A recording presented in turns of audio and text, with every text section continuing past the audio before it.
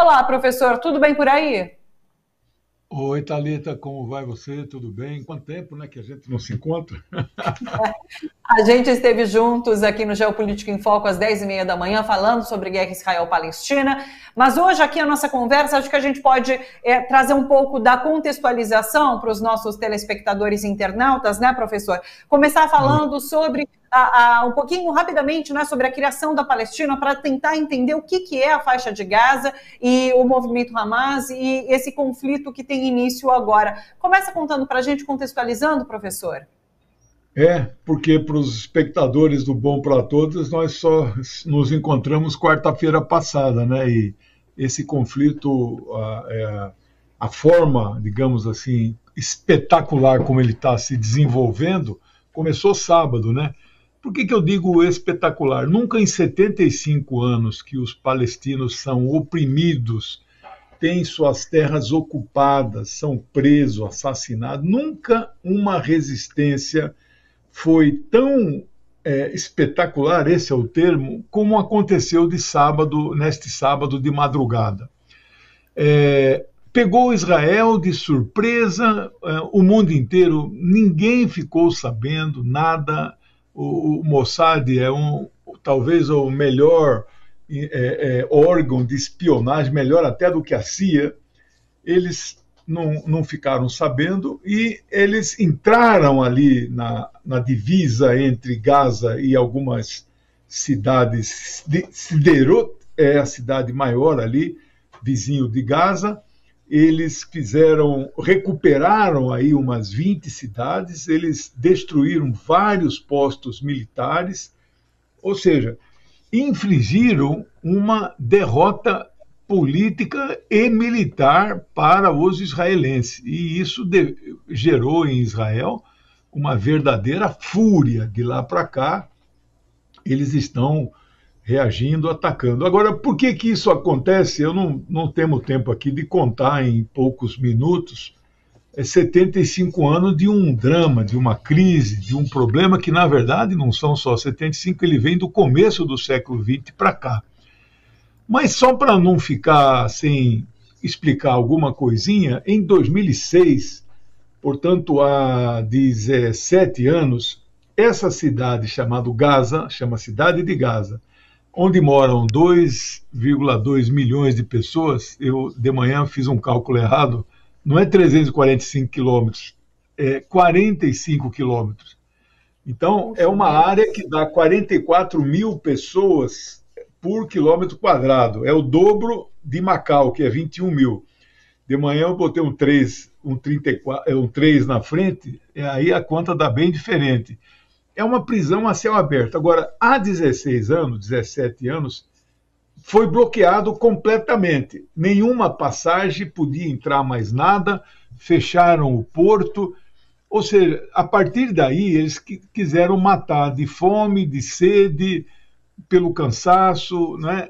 Energia elétrica só 4 horas por dia funcionam, os rios eles controlam o fluxo de água.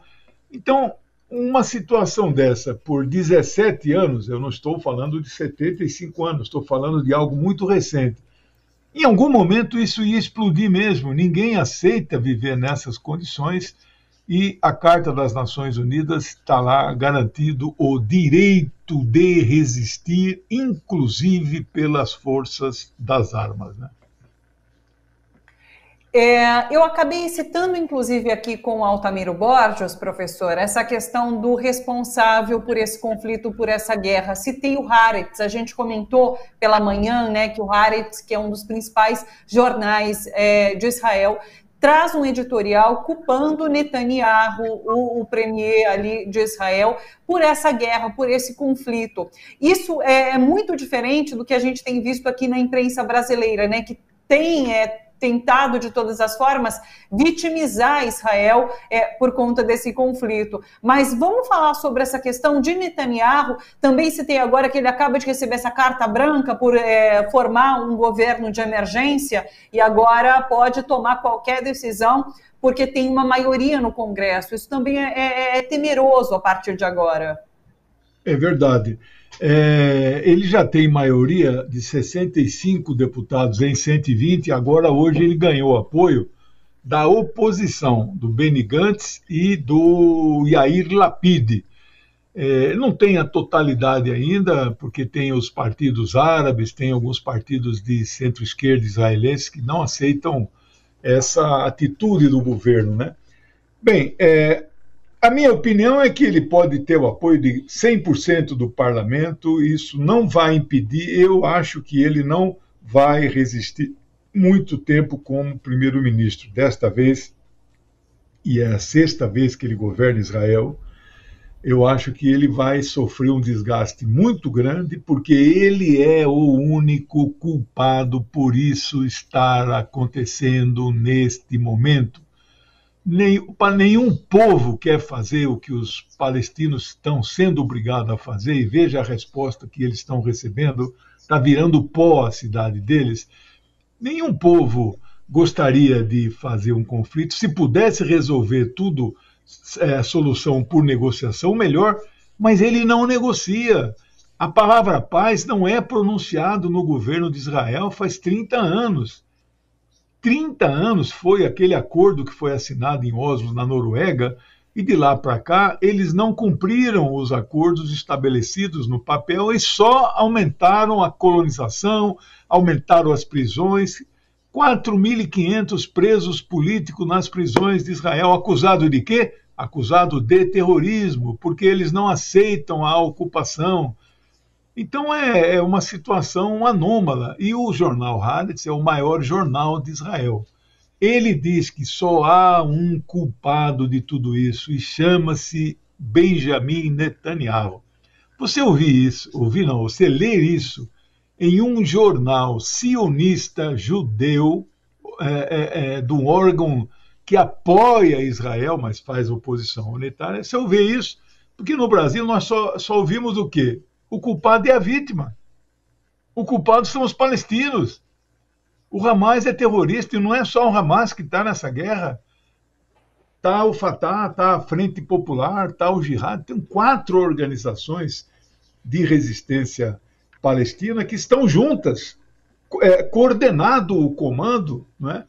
E aí, quando leio isso, eu fico satisfeito, porque então eu não estou errado na análise que eu estou fazendo.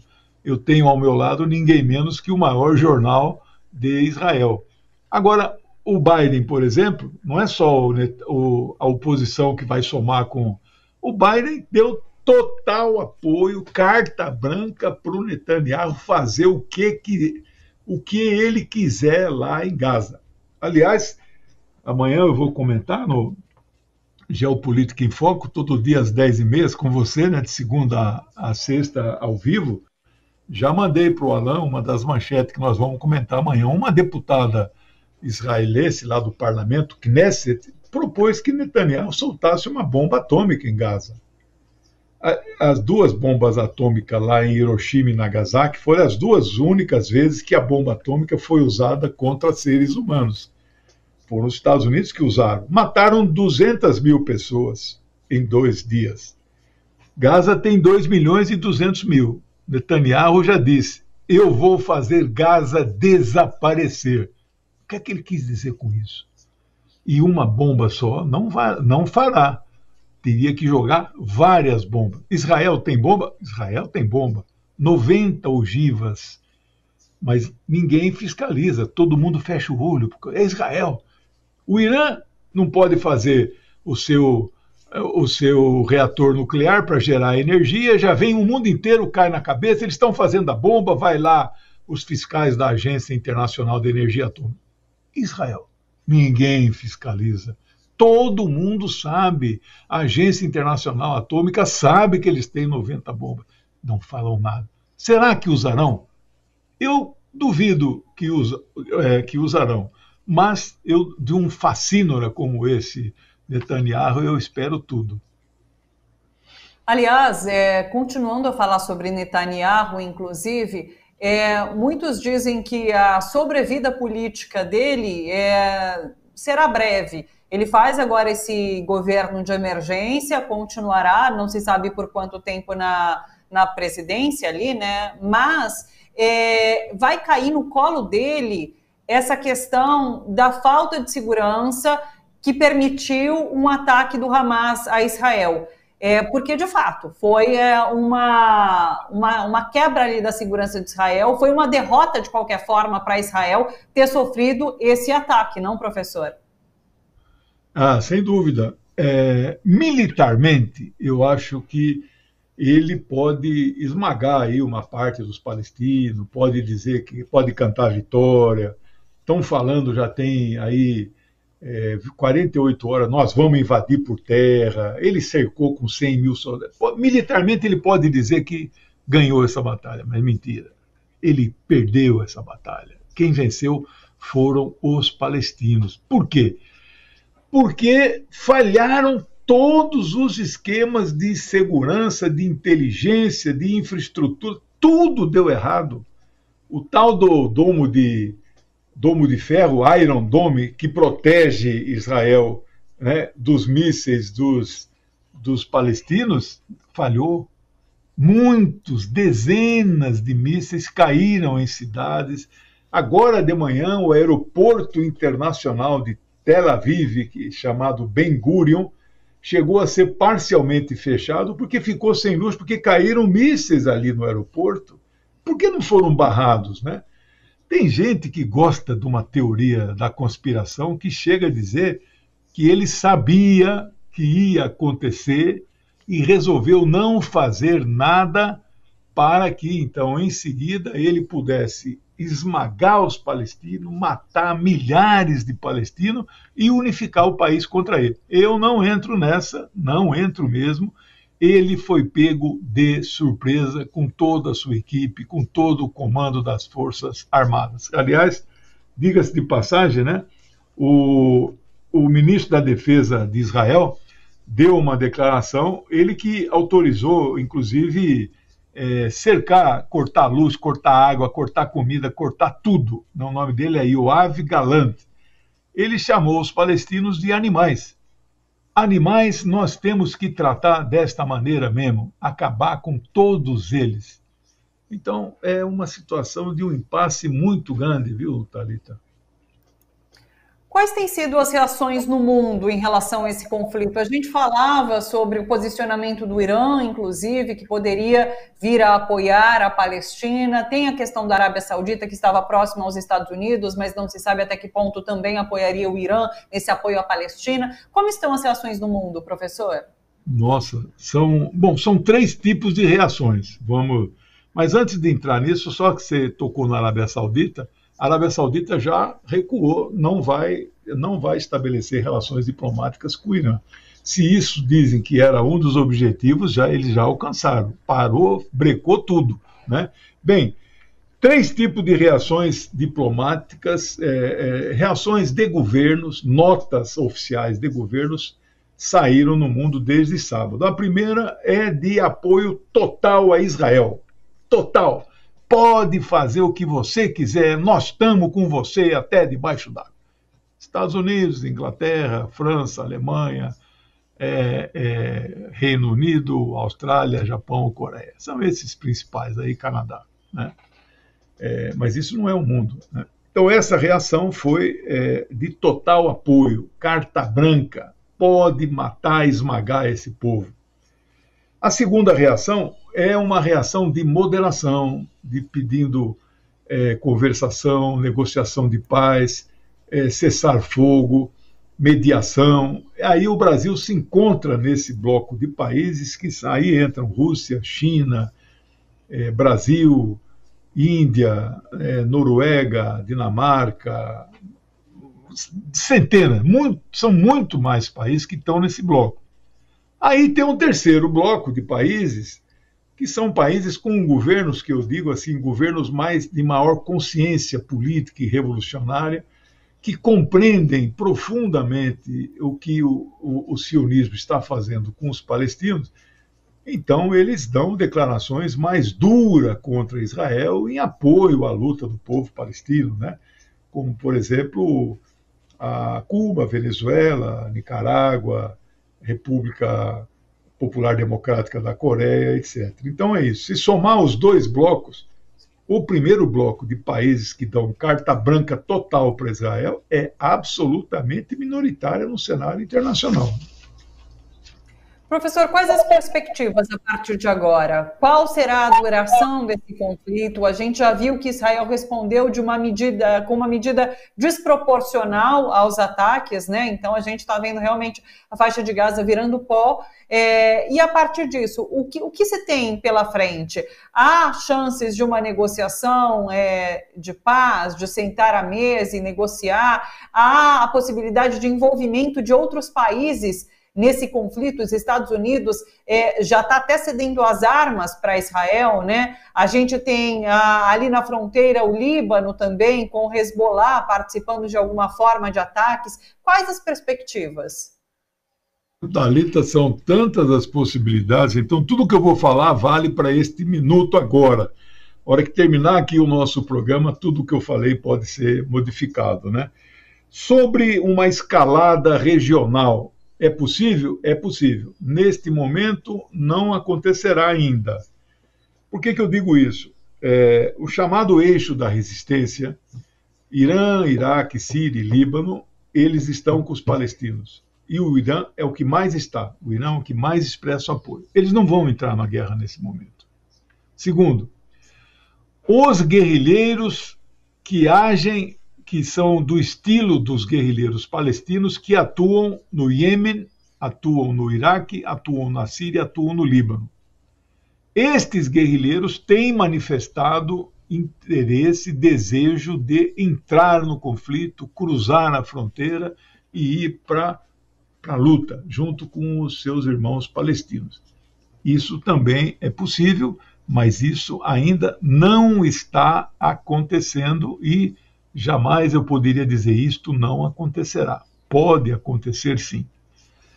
Várias notícias de hoje dão conta que drones ultrapassaram a fronteira. Então, houve uma invasão, mas pelo ar, por terra ainda não.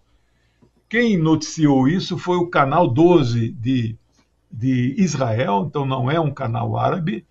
Eles, então, noticiaram que muitos drones cruzaram a fronteira e dispararam. Tem dois tipos de drone, né? Um é o drone que ele em si é uma bomba, é um kamikaze, então ele explode em cima de algum lugar.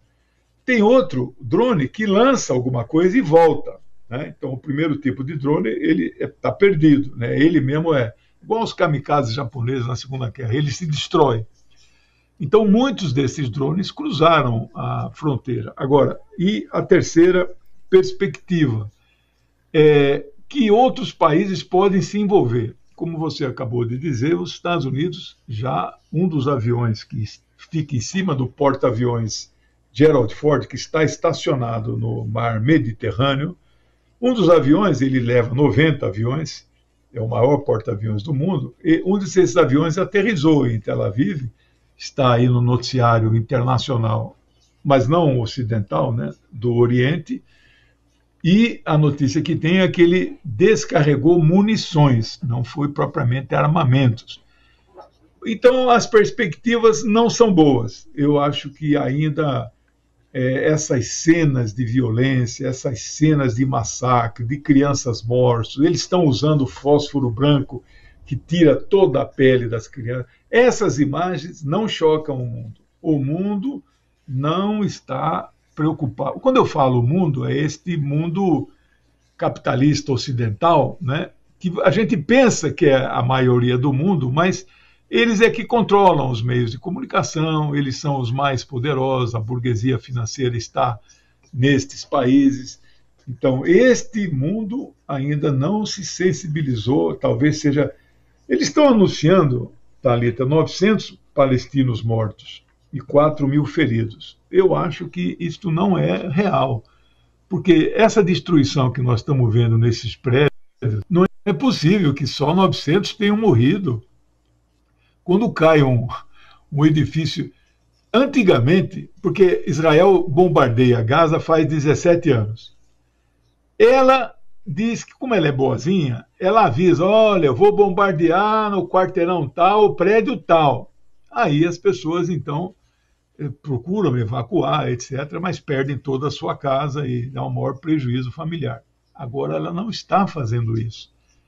Então, como as pessoas não ficam 24 horas dentro de casa, é provável que nem todos que moram naqueles prédios morram. Mas muitos morrem, né? Desaba o prédio inteirinho com gente dentro. Então, eu acho que os números vão aparecer mais dia, menos dia. As cifras vão ser muito maiores. Hoje, Israel reconhece 1.200 mortos e os palestinos 900. Impossível um conflito desse, diametralmente desigual, assimétrico, né? Os palestinos, num conflito de guerra, matarem mais soldados israelenses do que deles próprios. Então, eu acho que este conflito ainda vai perdurar até que haja uma comoção. Quero aproveitar e dizer que manifestações já estão acontecendo no mundo. Hoje, aqui em São Paulo, que horas são? Às 18 horas, lá no barracão do MST, acho que fica na Água Branca, não sei direito, já vai ter uma manifestação. Hoje já teve no Rio de Janeiro, Belo Horizonte, Porto Alegre, e sexta-feira o mundo inteiro, especialmente os 40 países muçulmanos, onde moram 2 bilhões de muçulmanos, esse pessoal vai para a rua sexta-feira. Você vai ver o que é barulho no mundo na sexta-feira. Bandeiras de Israel e dos Estados Unidos serão queimadas em todos os lugares. E bandeiras palestinas tremularão em todos os lugares. Aguardem sexta-feira. Sexta-feira porque é um dia sagrado para os muçulmanos, né? Dia sagrado para os muçulmanos, sábado para os judeus, domingo para os cristãos. Você vê que nem no dia sagrado eles não combinam, cada um é um dia diferente.